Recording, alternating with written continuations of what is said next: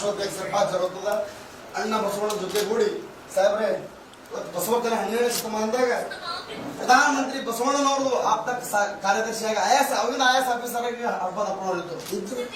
ಇದ್ದರು. ಅಂತ ಒಂದು 12ನೇ ಶತಮಾನ ಬಸವಣ್ಣನವರು ನಮಗೆ ಪ್ರಾತಿನಿಧ್ಯ ಕೊಟ್ರ. ಇವತ್ತಿನ ದಿವಸ ಈ ಪ್ರಭು ನಾಳೆ ಗಾಡಿ ಕಟಿಂಗ್ ಮಾಡ್ತೀವಿ. ನಮ್ ಕಾಯಕ ಅಣ್ಣ ಬಸವಣ್ಣನವರು ಕಾಯಕವೇ ಕೆಲಸ ಸಿದ್ಧಾಂತ ನಾಲಾಯಕ್ ಪ್ರಭು ಚವ್ಹಾಣ್ ಒಪ್ಪನ ಚಾಲೆಂಜ್ ಕೊಡ್ತೀನಿ. ನಿನ್ನ ಬೆಲೆ ಕಳ ಮಾಡಲ್ಲ. ನಾವು ಕಾಯಕ ಜೀವಿಗಳಿದ್ದೀವಿ, ಕಾಯಕ ಮಾಡ್ತಿಂತೀವಿ. ಕುರಿ ಕಳ ಮಾಡಿದ್ವಿ, ದನಗಳು ಕಳ ಮಾಡಿದ್ವಿ.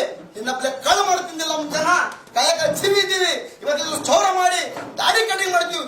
ಆದ್ರೆ ನಿನ್ನ ಬೆಲೆ ಕಳ್ಳಲ್ಲ. ಲೋಫರ್ ಪ್ರಭು ಚವ್ಹಾಣ್ ವಾರ್ನಿಂಗ್ ಕೊಡ್ತೀವಿ.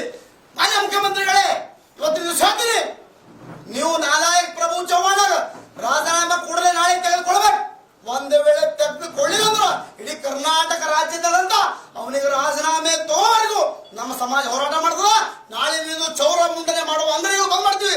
ಇವತ್ತು ನಾಳೆ ಯಾರು ನಮ್ಮ ಹಡಪ ಸಮಾಜ, ನಾವಿಕ ಸಮಾಜ, ನಾವಿ ಸಮಾಜ, ಸವಿತಾ ಸಮಾಜ, ಹಡಪ ಸಮಾಜ ಯಾರು ಅವನಿಗೆ ಕಟಿಂಗ್ ದಾಡಿ ಮಾಡ್ಬೇಡ್ರಿ. ಅವಾಗ ಗೊತ್ತಾಗ್ತದ ಚೌರಿಕರ ಪಾತ್ರ ಎಷ್ಟು ದೊಡ್ಡದು ಅಂತ. ಎರಡನೇ ತಾಯಿಯಾಗಿ ಸೇವೆ ಮಾಡ್ತೀವಿ. ಬಸವಣ್ಣನವರ ಬಾಬಾ ಸಾಹೇಬರ ಬುದ್ಧರ ಸಿದ್ಧಾಂತ ಪಾಲಿಸ್ತೀವಿ. ಅದು ಚೌರಿಕ ಸಮಾಜದವರು.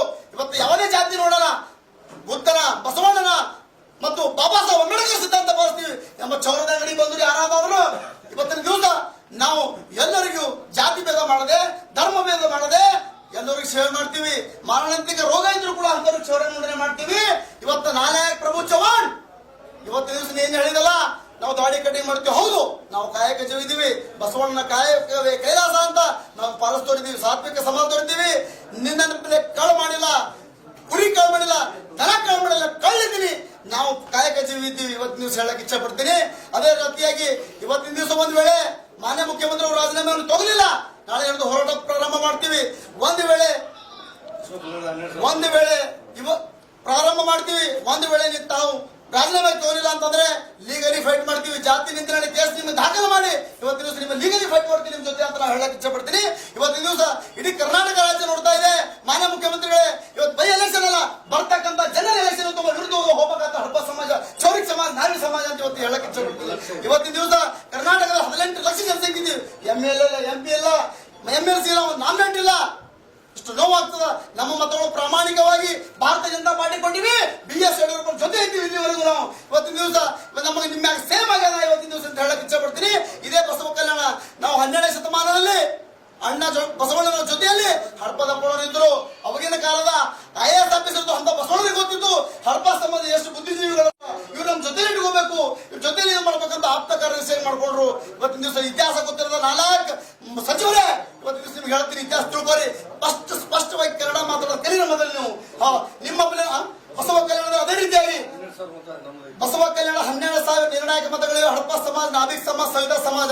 ಇವತ್ತಿನ ದಿವಸ ನಮಗ ನೀವು ಬೈದಿಲ್ಲ, ಬಸವಣ್ಣ ತತ್ವಕ್ಕೆ ಬೈದಿರಿ, ಕಾಯಕ ಕೆಲಸ ತತ್ವಕ್ಕೆ ಬೈದಿರಿ. ಇವತ್ತು ಕಾಯಕ ಸಮಾಜ ನಿರ್ಧಾರ ಮಾಡ್ಯಾರ. ಬರ್ತಕ್ಕಂಥ ಕಾಯಕ ಸಮಾಜದವರಿಗೆ ಏನಾದರೂ ಮತಗಳನ್ನು ಕೊಟ್ಟು ಇವತ್ತು ಆರ್ಥದಲ್ಲಿ ಸಾಹೇಬರು ನಮಗೆ ಆಶೀರ್ವಾದ ಮಾಡದಲ್ಲಿ ಇವತ್ತಿನ ಬರ್ತಕ್ಕಂಥ ದಿನಗಳಲ್ಲಿ ನಿಮ್ಮ ವಿರುದ್ಧವಾಗಿ ಹೋರಾಟ ಮಾಡ್ತೀವಿ. ತಮಗ ಈ ಬಸವ ಕಲ್ಯಾಣದ ನೀವು ಸೋಲಿಯ ಭೀತಿಯಿಂದ ಇವತ್ತಿಂದ ಉಡಾಫೆ ಉತ್ತರಗಳು ಕೊಡ್ತಾ ಇದ್ದೀರಿ. ಅದಕ್ಕೋಸ್ಕರ ಈ ಮಾಧ್ಯಮದ ಮುಖಾಂತರ ಹೇಳ್ತೀನಿ, ಇಂಥ ಸಚಿವರಿಗೆ ಮಾಧ್ಯಮ ಮುಖಾಂತರ ಮೊದಲು ರಾಜೀನಾಮೆ ಕೊಡ್ತೇವೆ ಅವಕಾಶ ಅಂತ ಇವತ್ತಿನ ದಿವಸ ಹೇಳ್ತಾ ಬಹಳ ಸ್ಪಷ್ಟವಾಗಿ ನಾನು ಸ್ವತಂತ್ರ ಅಭ್ಯರ್ಥಿಯಾಗಿ ಬಸವ ಕಲ್ಯಾಣ ಉಪಚುನಾವಣೆ ಸ್ವತಂತ್ರ ಅಭ್ಯರ್ಥಿಯಾಗಿ ನಾನು ಹೇಳ್ತಾ ಇದ್ದೀನಿ. ಕಲ್ಯಾಣ ಕರ್ನಾಟಕದ ವಿಭಾಗೀಯ ಅಧ್ಯಕ್ಷರಾಗಿ ಇವತ್ತಿನ ಮಾಧ್ಯಮದ ಮುಖಾಂತರ ಎಲ್ಲರಿಗೂ ಮತದಾರ ಪ್ರಭುಗಳಿಗೆ ಶರಣರಿಗೆ ಇವತ್ತಿನ